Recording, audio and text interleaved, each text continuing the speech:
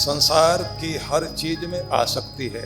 आसक्ति अटैचमेंट कह लीजिए या ऐसा कह लीजिए कि संसार की हर चीज लिप्त करती है, संलिप्त करती है, चिपक जाती है।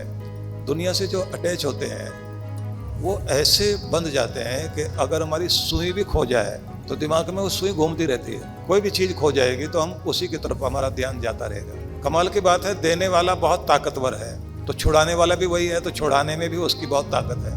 तो देता है 1000 हाथ से तो लेता भी 1000 हाथ से है। तो सब यहीं से लिया उसने और यहीं से दे दिया गया, यहीं के लिए यूज करने के लिए दिया गया, यहीं छोड़ जाने के लिए दिया गया, साथ ले जाने के लिए नहीं। कोई चालाकी करके पॉकेट में डाल भी ले तो साथ तो ले जा नहीं सकता, देह भी छूट जाती है। तो जाता है साथ में क्या? कर्मों की यादें।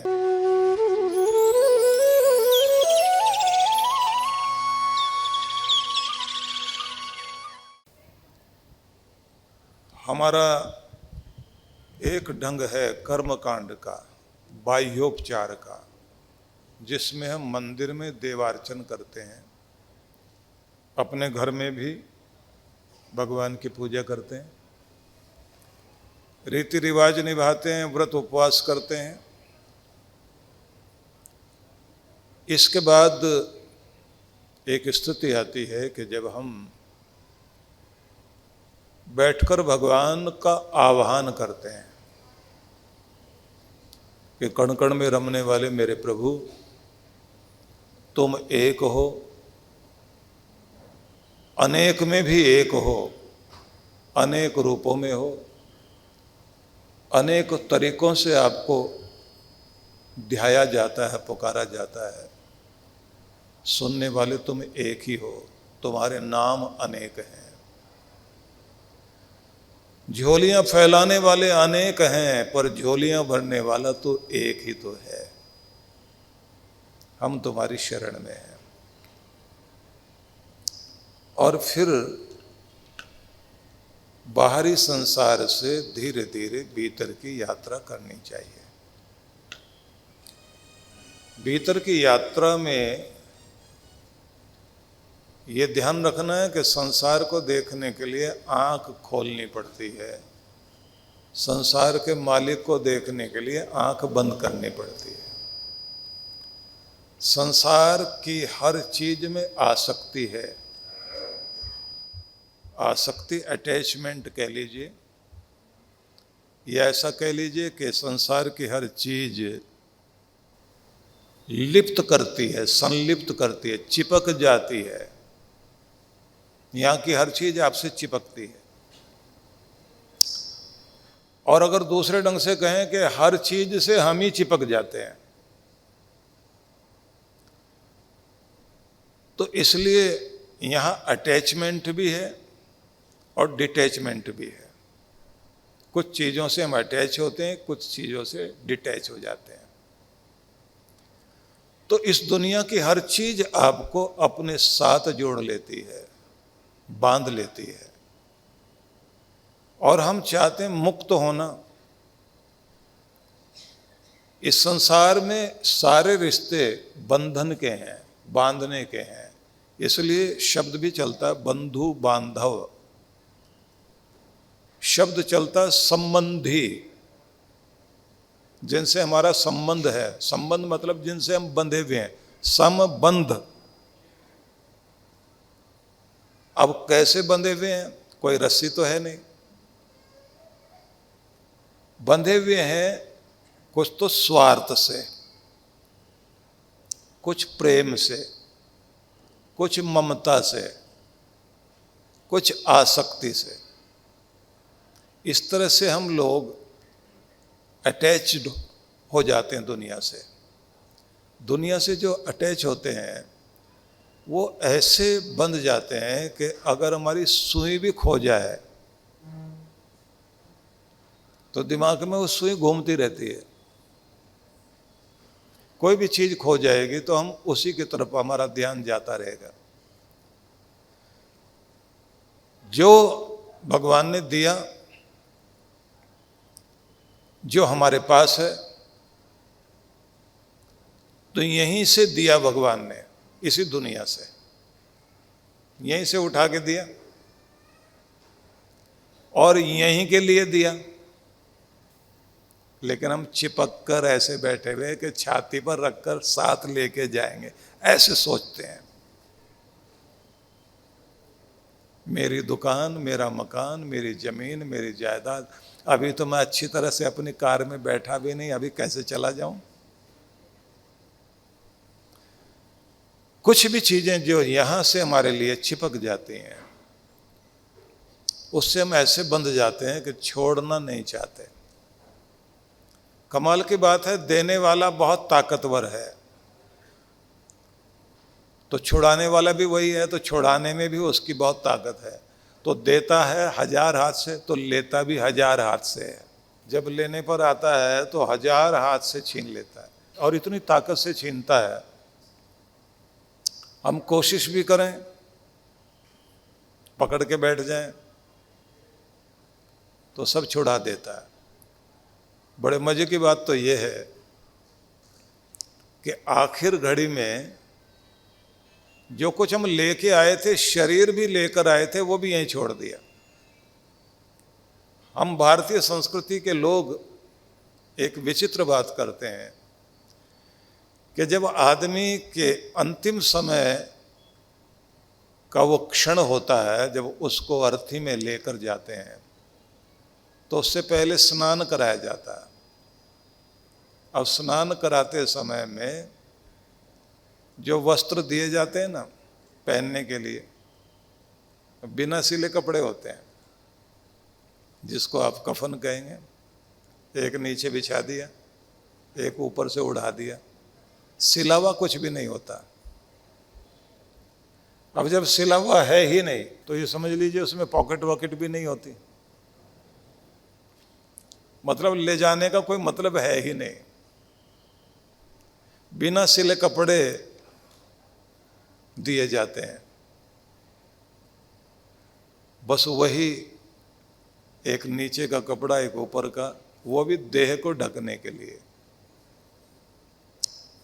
और पीछे क्या क्या छूट गया, जहाँ पला था, जहाँ बढ़ा था, जिन गलियों में घूमा, जिस नगर में रहा, जहाँ मकान बनाया, दुकान बनाई, जमीन जायदाद खरीदी, सारे पेपर रखे हुए हैं तिजोरी में। शेयर वेयर सब वहीं रखे हैं, जेवर वेवर सब वहीं रखे हैं, जिसे देख देख के बहुत खुश होता था, इतना तो है मेरे पास। तो सब यहीं से लिया उसने और यहीं से दे दिया गया, यहीं के लिए यूज करने के लिए दिया गया, यहीं छोड़ जाने के लिए दिया गया, साथ ले जाने के लिए नहीं। कोई चालाकी करके पॉकेट में डाल भी ले तो साथ तो ले जा नहीं सकता, देह भी छूट जाती है। तो जाता है साथ में क्या, कर्मों की यादें, बीज हमारे चित्त में, मेमोरी बैंक में पिछले जन्मों की नहीं, इस जन्म की भी सारी यादें हैं। अगर आपको हिप्नोटाइज करके और पीछे ले जाया जाए, मतलब अगर एक आदमी 70 साल का है तो जब वो 7 साल का था, 7 साल की उम्र में अगर आप उसे जनवरी के महीने में 14 जनवरी, 15 जनवरी, 26 जनवरी, किसी भी जनवरी के दिन में पीछे ले जाया जाए, उस दिन 5:05 में क्या कर रहे थे अभी तो याद नहीं है, पर वहाँ रिकॉर्ड होता है, वो आदमी बोलने लग जाएगा, बताने लग जाएगा उस दिन में ये कर रहा था। मतलब इतना रिकॉर्डिंग आपकी है, सब आपके चित्त में, अवचेतन में, आपके मेमोरी बैंक में सब कुछ मौजूद है। तो जैसे हवाई जहाज का कॉकपिट में जो वॉइस रिकॉर्डर होता है ना, वो जो ब्लैक बॉक्स कहते हैं ना जिसको, अलग वो ब्लैक होता नहीं है, रेड होता है, वो जो ब्लैक बॉक्स है जिसमें आपके आखिरी पायलट जो चला रहा होता है उसके 20 मिनट पहले तक की रिकॉर्डिंग होती है।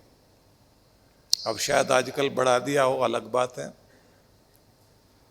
तो वहां तो इतना ही होता है कि 20 मिनट पहले तक की घटना रिकॉर्ड होती जाती है, लेकिन आपके पास तो पूरी जिंदगी की रिकॉर्डिंग है।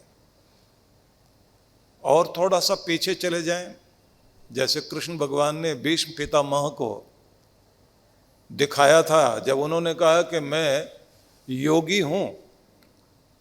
भीष्म ने कहा मैं योगी हूं, ध्यान करना जानता हूं, पिछले जन्मों में जाता भी हूं, पिछले जन्म भी मैंने सारे देख लिए अपने, लेकिन मुझे नहीं समझ में आता कौन सा ऐसा कर्म है कि मेरा अपना ही वो बच्चा जो मेरे लिए बहुत प्यारा था और जिसके लिए मैं सबसे ज़्यादा प्यारा हूँ, वही मुझे तीर चलाए और मेरे शरीर को छलनी कर दे और उस पीड़ा को मैं भोग रहा हूँ, उसके बाद भी मेरा मन उसके लिए कोई शाप देने को नहीं कर रहा। उसने जो किया ठीक किया, पर कर्म तो सामने आया। कर्म सामने आया तो ये बताइए कि वो कौन सा कर्म था जो अब परिणाम लेकर आ गया, जिसका रिजल्ट अब आया। तो उन्होंने कहा कि मैं 70 जन्मों तक पीछे गया हूं। कृष्ण भगवान बोले 2 जन्म और पीछे चले जाते तो समझ में आ जाता कि वहां का किया हुआ आपका एक कर्म बाकी था, जिसके साथ आप खेल रहे थे। एक तितली टाइप का कीड़ा था, उसको उछल उछल कर पकड़ रहे थे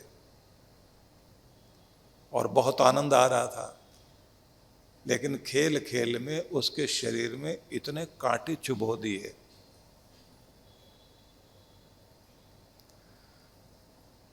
उसकी सारी दुनिया उजड़ गई उस समय, और उसके पंख हिलते रहे और दर्द सहता हुआ वो कीड़ा बहुत समय तक दर्द सहता रहा। उसके बाद घुट घुट कर प्राण निकले और तुम मजा लेते रहे, तो कर्म सामने आ गया। क्योंकि इस जन्म में तुमने इच्छा मृत्यु प्राप्त की और उत्तरायण में जाने की इच्छा रखी।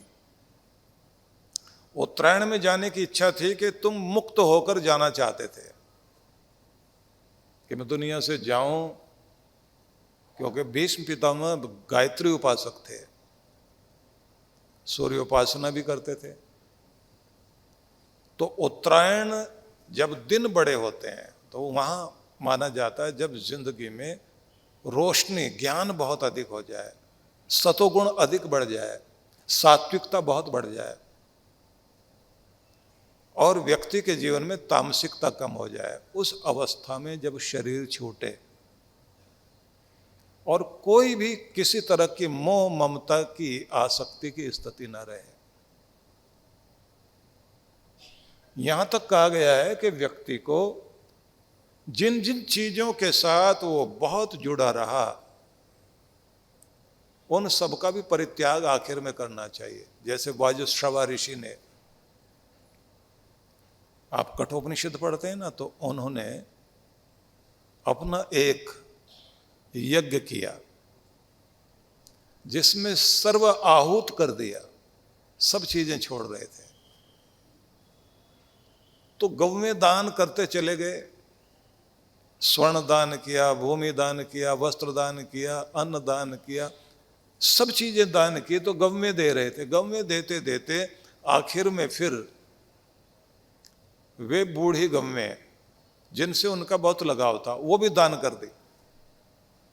अब उनका ज्ञानी बेटा नचिकेता बैठा हुआ है, उसने कहा पिताजी ये नहीं समझ में आया, आप ऋषि हैं, तपस्वी हैं, जिन गौओं को आप दान कर रहे हैं वो अब घास नहीं खा सकती, क्योंकि उनके दांत बहुत खराब हो चुके हैं, बूढ़ी ज्यादा हो गई, घास भी नहीं खा सकती, उठना चलना भी ज्यादा उनसे हो नहीं पा रहा, दूध देने की तो बात क्या। तो ऐसी चीजें जो उपयोग में नहीं आएंगी बल्कि दूसरे को भी दुख देंगी, तो वो आपको आनंद लोक में नहीं ले जाएंगे, आपके आनंद का कारण नहीं बनेंगे। ऐसा दान नहीं दिया जाता। उन्होंने कहा बेटा मेरा मोह जुड़ा हुआ था इससे, अब हर मोह से छुटकारा पाना है। दिल्ली, पंचकुला और मेरठ में सनातन संस्कृति जागरण महोत्सव की दिव्य गूंज के बाद अब वही आध्यात्मिक ऊर्जा पहुंच रही है देवभूमि हिमाचल प्रदेश में। जल्द ही हिमाचल की पवित्र वादियों में गूंजेगा भक्ति, ज्ञान और सनातन संस्कृति का संदेश। 10 गुरुकुल एवं 108 बाल संस्कार केंद्रों की स्थापना के पावन उद्देश्य से हम जन जन तक यह संदेश पहुंचाना चाहते हैं कि हमारी संस्कृति ही हमारी पहचान है। इसके बिना हमारा अस्तित्व अधूरा है। इन्हीं महान संस्कारों और सनातन परंपराओं को राष्ट्रव्यापी बनाने के संकल्प के साथ सनातन संस्कृति अभियान चलाया जा रहा है, ताकि आने वाली पीढ़ियां भी अपने मूल्यों, संस्कारों और संस्कृति से जुड़ी रहें। इसी क्रम में पूज्य सुधांशु जी महाराज एवं डॉक्टर अर्चिका दीदी के पावन सान्निध्य में हिमाचल की वादियों में आयोजित होने जा रहा है भव्य सत्संग और आध्यात्मिक जागरण।